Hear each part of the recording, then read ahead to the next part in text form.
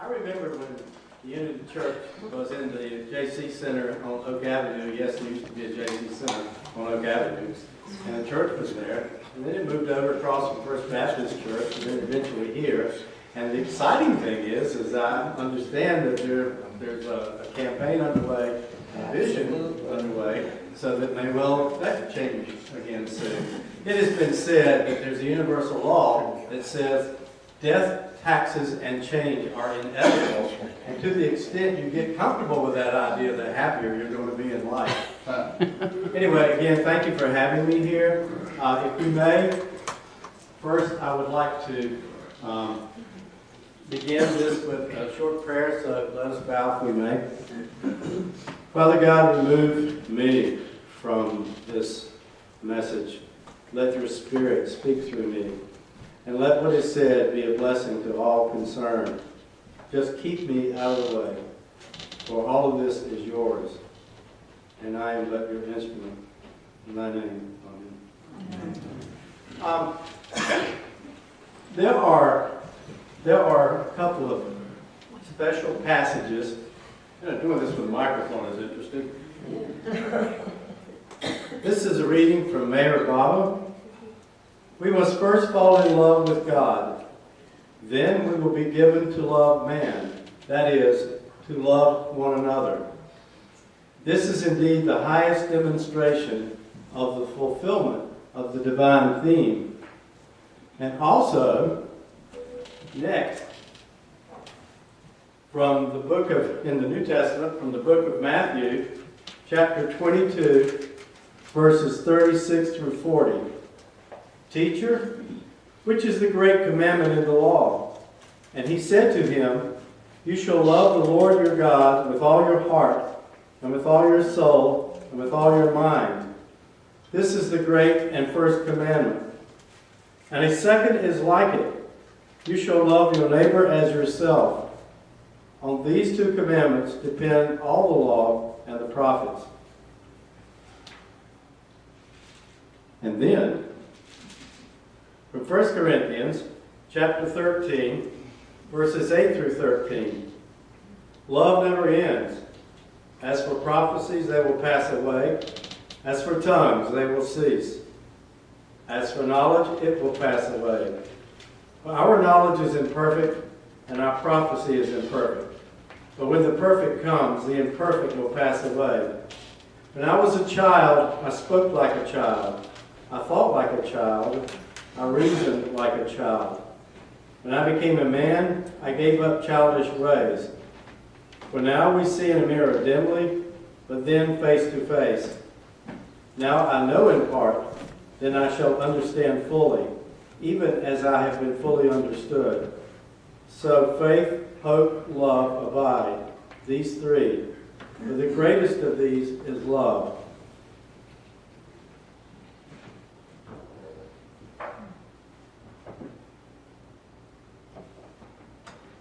And then one final reading, this one by Mayor Baba. Love is essentially self-communicating. Those who do not have it catch it from those who have it. Those who get love from others cannot be its recipients without giving a response, which in itself is of the nature of love. True love is unconquerable and irresistible, and it goes on gathering power and spreads itself until eventually it transforms everyone whom it touches. Bless these special readings. Because of a whole host of reasons, I feel very blessed in that I was, along with my co-author, led to do this project, which culminated in this book. The name of the book is One String of Beads, Stories of Divine Love, Hope, and Diversity. This is a book that contains 43 stories of people from 22 different religious paths or spiritual paths, all of whom, with a few exceptions, live here on the Grand Strand. And we'll talk in a minute about why the Grand Strand, but all of these people were asked the same questions. We couldn't get to all of the questions with all of the people because some of the people we interviewed took much longer answering the questions, and others were pretty quick. So, that's what this is about. This book is not about, or this project was not about comparative religion. Had it been, we'd have written it like a scholarly treatise that you would have read in college. It was not designed for comparative religion. It is not a book about religion anthology. This is a book about people's stories of faith. We're living in a time when there's a lot of fear that seems to permeate our culture. I don't know that you can blame 24/7 news for all of it, but that doesn't necessarily help. But it just goes on and it goes on and it goes on. And so for that and a whole host of reasons, it became, we thought, time for this book. Now, if I can do this right, let's see how this works. There are two people who did this book, and the other one is Dr. Chance DeBold. She's a naturopathic physician who lives in Albuquerque, New Mexico, and who used to live here on the Strand a number of years ago. She's written some children's books, and I've written some books previously on universal law. The writing process, I'll just spend a moment on. It took us 2.5 years to do this project. You would think just going out and asking 43 people what they thought about, God would be a simple matter. By the way, let me tell you something about this book. We tried to remove ourselves from the answers to every extent we possibly could. In fact, Chance DeBold and I are about 180 degrees apart in our religious preferences. Nonetheless, we tried to do this book from the neutral position. If we asked someone, what do you think God is like? Describe God, and they said green cheese, then we reported green cheese. So we try to keep ourselves out of the book. But I have to tell you, finding these people to tell their stories, you would think most people would be happy to talk about it. Most people are very private about their religious views. So these people whose stories we have are heroes. I have to tell you, they're all heroes. I'll introduce you to one of them right now. Yes, I'm in the book. She is in the book. This is true. As is Reverend Margaret. Why this book? The answer is because of a number of reasons. Time doesn't permit all the reasons, but I will hit on a couple of the reasons. Globalization and technology are changing everything so fast. Those of you in here who might be students of history will agree with me that, good heavens, it took a long time to move from the agrarian age into the industrial age. It took less time to move from the industrial age into the age of I would say, information. But the time we're in now is moving it's a phenomenal pace. You do understand, right now as we speak, there's somebody probably getting off a plane just down the road at Myrtle Beach International Airport. I think that's OB International Airport, whatever the name of it is. I know it is MYR, I'm a pilot, I think of it that way. That place, there's somebody getting off a plane right now who yesterday was in Bangkok, or yesterday was in Mumbai. This is how fast things are changing. It is changing so fast. Look, when you talked about globalization and you're talking about the Phoenicians trading with pick somebody, hey, that was not globalization like it is now. Technology is so fast now. Everything is, hey, this is probably obsolete. Everything is obsolete. And we are moving into an area of artificial intelligence such that the position is going to become pretty soon, why do we need humans? I don't know if y'all know, you can just go over to Horry Georgetown Technical College campus and see the robotics class. You will be blown away by what's going on in the area. Hey, look, you won't be driving your car in, 20 years? You just get in the car and say, take me to Unity Church. And I don't know where it will be, but it will be somewhere. But things are changing so fast. So, you know what this all means? What it results in? It results in fear. There are two basic human emotions, love and fear. Love produces compassion and joy and giving and gratitude, and fear produces, well, we don't even want to talk about those things. But if we don't learn to understand other people's views and respect them. Why? I mean, we're in an age now where we're talking about technology. Well, I put it up there. Technology versus love. Mind versus machine. Who needs humans when you have somebody who will, you just talk to a machine that cleans your house? You don't have to be nice to this one. Look, here's the thing. What distinguishes us as humans is we have hearts. We have souls. We are spirits having human adventures. I will use adventure. But that's what we really are. We forget that because you look at this body and you say, well, that's Wayne Mumford, that's Kate Richter. That's the body, Kate Richter, who has this name put on it at this moment. Happens to be occupying.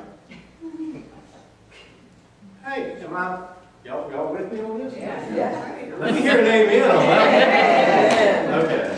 So, we have to learn to get along. We have to learn to understand. Otherwise, we're just going to kill everybody. Which brings me to another reason that we did this book. This sounds a little morbid. I don't mean it to sound this way, but it had to do with the subject of death. Dr. DeBow, when she was living here a number of years ago, and another person and I were talking one time about this subject, and we got the wild notion that we should invite a dozen or so folks to the library, to one of the study rooms, and talk about the subject of death. Well, amazingly, we managed to coerce a dozen or so people to show up. And even more amazingly, after the first 15 minutes, when everybody stared at everybody like they were nuts, people began to talk. Then we had to shut up the door to get people out because people didn't stop talking. We discovered there's a lot of interest in this subject of death. In the Western world, we kind of pretend it doesn't happen. And so consequently, we did another, and based on all of that, one of the things that we wanted to know when we talked to these people we interviewed is, what do you think happens when you die? You would think with 43 interviews that we would have gotten 43, and a lot of the answers would have been the same. Wrong, we have 43 different answers. Now, to add more to that story, a long time ago somebody said to me, death is the landlord and we're the tenants. There's a lot of truth to that.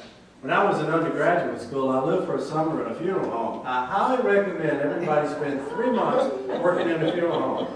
You'll get a perspective on life that's really life-changing. And from that, I went on through college, and I ended up as a missile combat crew commander in the Air Force. My job, I'm talking about an ICBM, megaton nuclear warhead. My job, if the world went crazy, was like kill 10 million people. Now, you know what? All of that stuff, I tell you only to make the point that life is so precious, and we never know when our time is going to come because the landlord says, hey, your time's up. We don't know. So we wanted to find out, what is it? What is it that people believe about this subject? That was another reason we did it. A couple more reasons we did this one real quickly, I'll tell you. I had taught around the state of South Carolina and got different answers and different experiences. But one thing I learned in about 10 years of this teaching, where I could work a little bit of spiritual principles in it, was that about a third of the people in this country could care less about anything spiritual. They don't care. About a third want to know, do I have to know this for the test? And then the other third really care.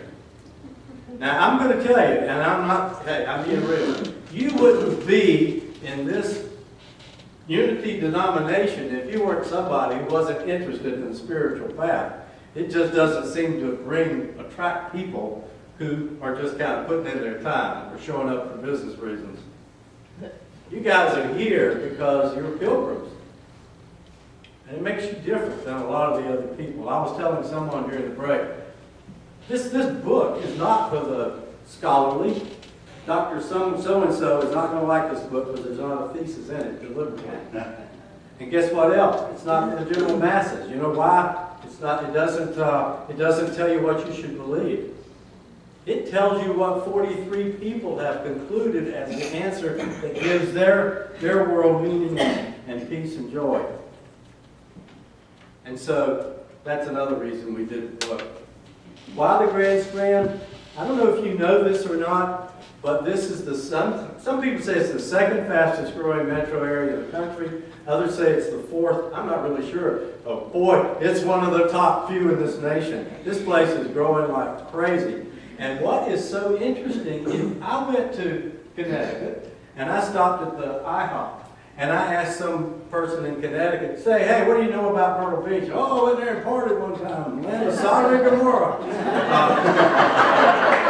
They would probably also say that there are only two religions there. There's a whole lot of Southern Baptists and a few Catholics. And you know what? That has been absolutely false. This place is a plethora of diversity. And I can't emphasize enough. My goodness, we have 22 religions, spiritual paths represented, and there are plenty that we didn't get to.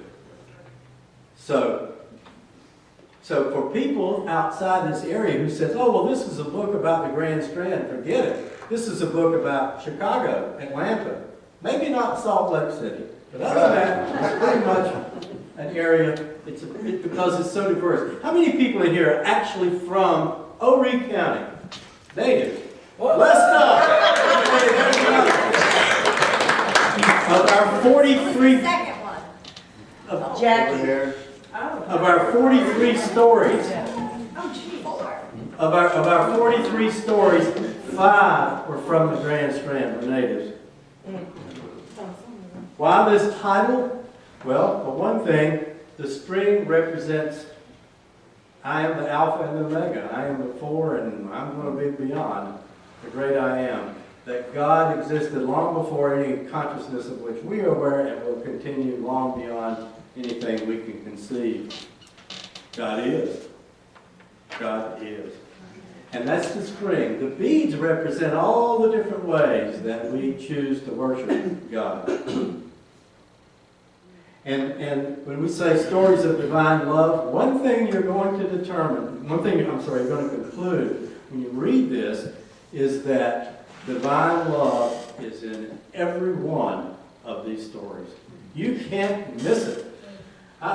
If I'm stepping on somebody's shoes, please forgive me. I have a sister who I dearly love, who is a fundamentalist evangelical individual. And so she was already a little critical when she started reading the book. But anyway, she called me up and said, well, I tried sitting down and just reading, but after about 5 stories, they all read the same. Imagine that.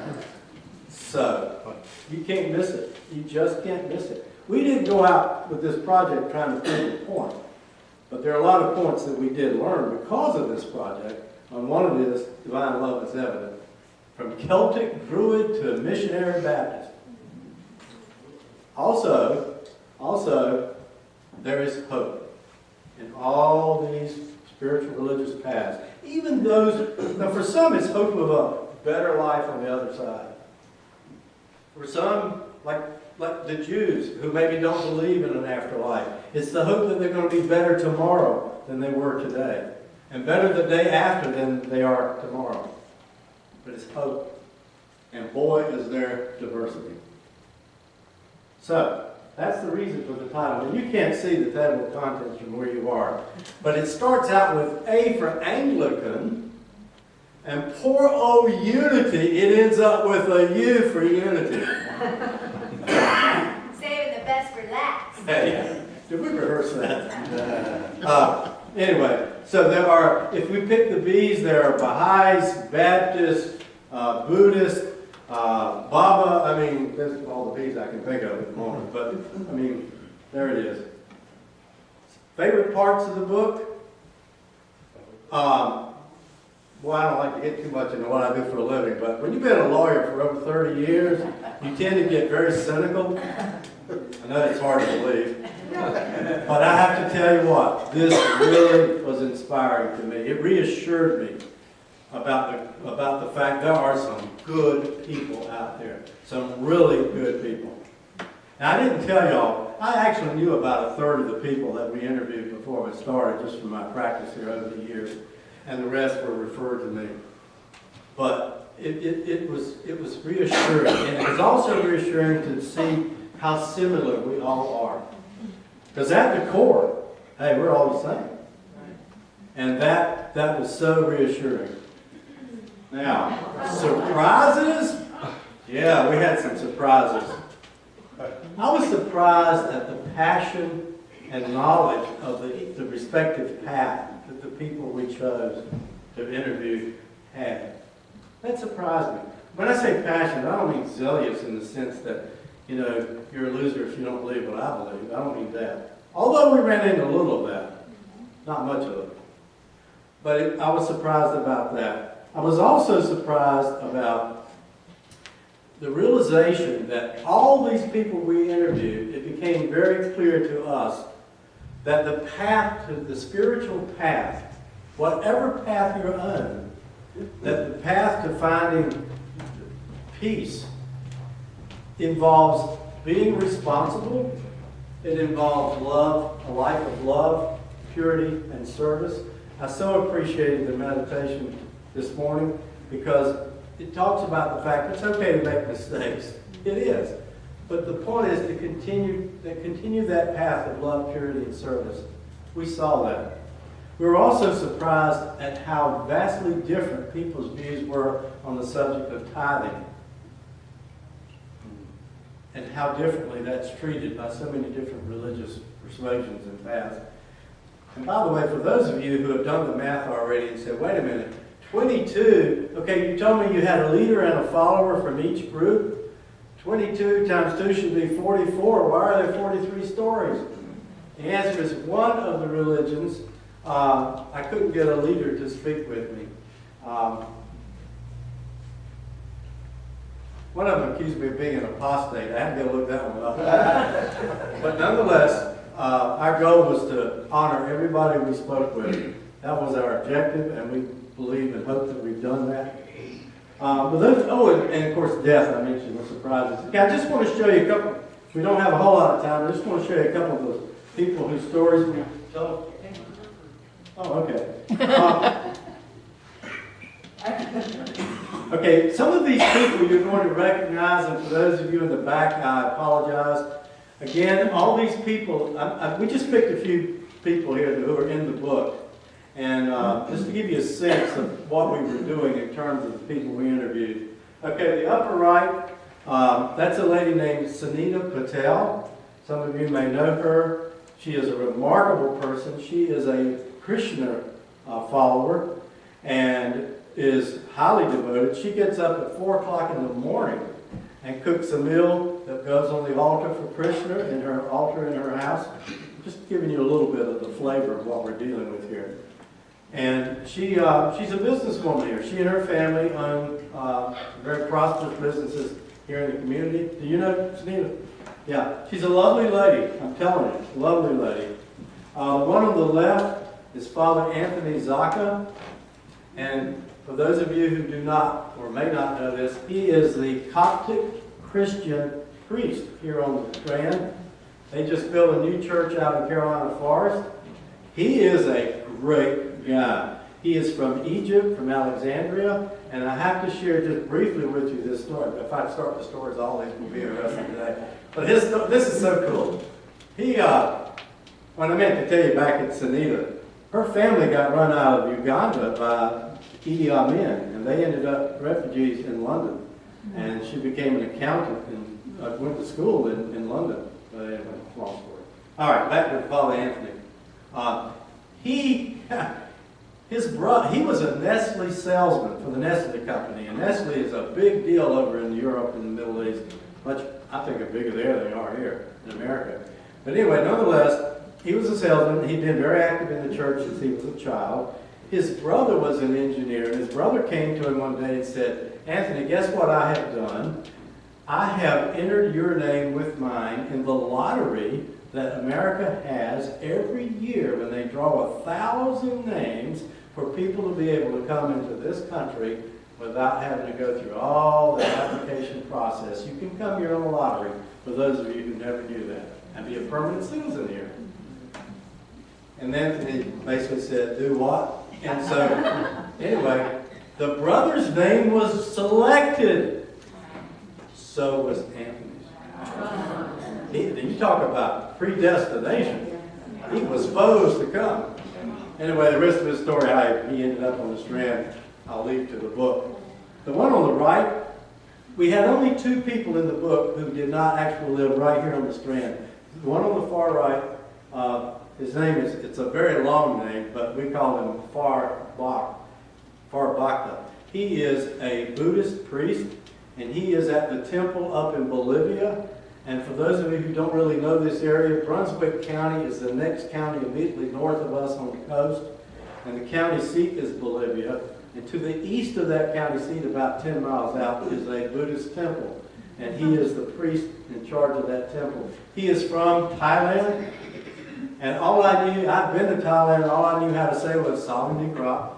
And he was great. This guy has spent his whole life in meditation. And I am convinced a howitzer could go off next to him and he wouldn't jump.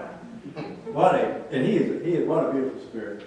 Okay, a couple others. We're just putting some of the comments we've gotten on the book. Thought provoking is one of them. The guy on the right is Rabbi Avi Peretz.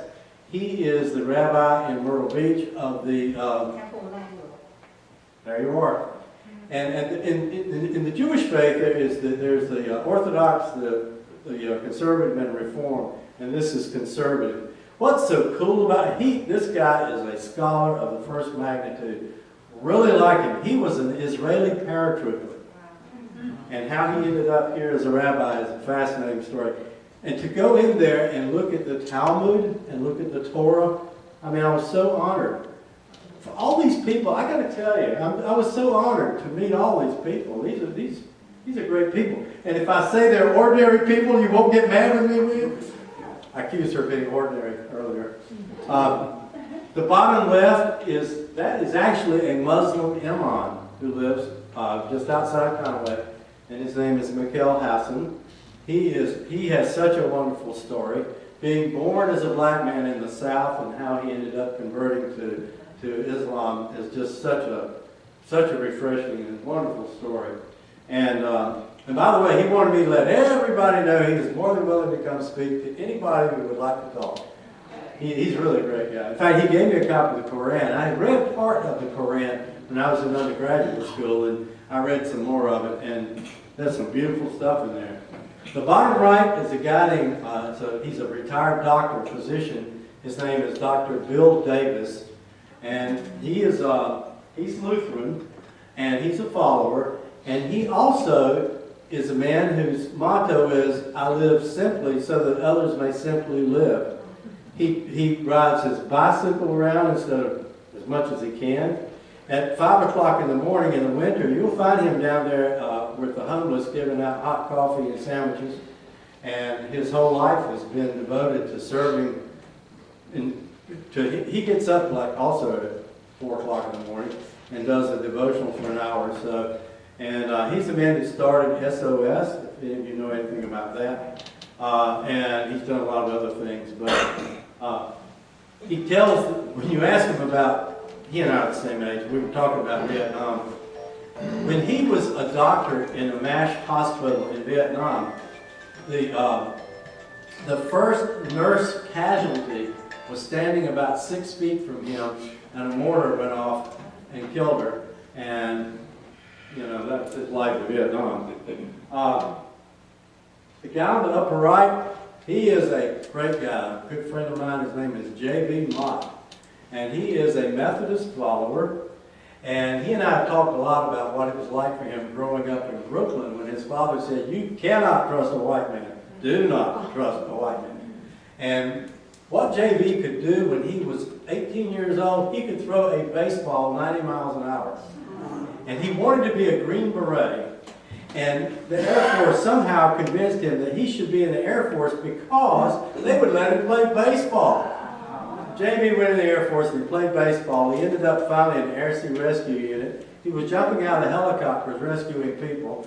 And he ended up here in Myrtle Beach and retired here. And he now works for a group that's over in Conway called A Father's Place, which does a phenomenal job. And I can't say enough about them. Below him is a Methodist pastor, and he has a his name is Scott Johnson, and he has a musical evangelistic ministry that he's recently started. He grew up on a tobacco farm. He's one of the locals. He grew up on a tobacco farm outside Aner, and his story about, he thought when he was a child that all the families sat around at the dinner table. One played the banjo, one played the fiddle, one played the bass, one played, because they all did. He grew up playing 3 or 4 musical instruments, and so anyway, he is a great guy. The lady in the middle, that's Reverend Cheryl Adamson. She's about 4'11" and has more energy than about anybody I've ever met. She is a dynamo. She's a missionary Baptist pastor in Conway, and she is involved in lots and lots of local organizational things that help people. The one on the far left, his name is Rodney Brown. He is a local native. Another one, there's 2.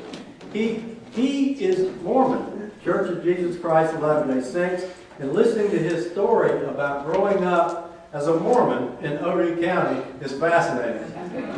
He is a great, great guy. All these people, I can't say enough things about these people. Okay, the one in the middle, well, okay, so everybody saw the one on the right bottom. Why don't I go to the one on the right bottom? Who could that be?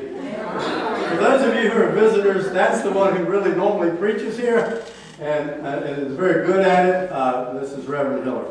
And her story is very touching. For those of you who don't really know much about her past, she has really been on a spiritual path all her life. She is a remarkable person. I mean, I'm not just saying that because I happen to be up here filling in for her, but she is really a remarkable person. For those of you who know that. For those of you who don't know.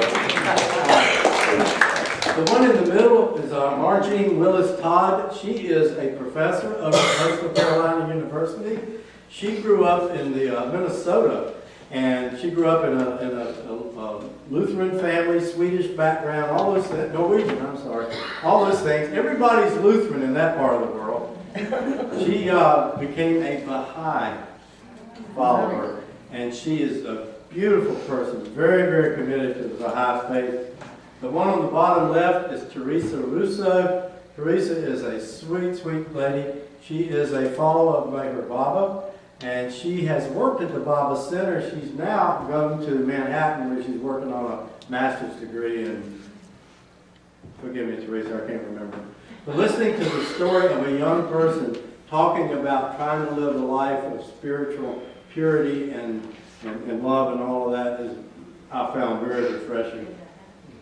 The one in the middle there, her name is Bree Anderson. She is a Celtic Druid. She owns a shop down the road here called Labyrinth Walking. And she is a remarkable person, extremely bright. And she and I had long conversations about the air religions and the earth religions. And I highly recommend her to go visit and talk to her. The bottom right is a Southern Baptist pastor. His name is Steve Cromer. He used to be at Ocean Drive Baptist Church in Myrtle Beach, where they would have as many as 10,000 visitors on a Sunday.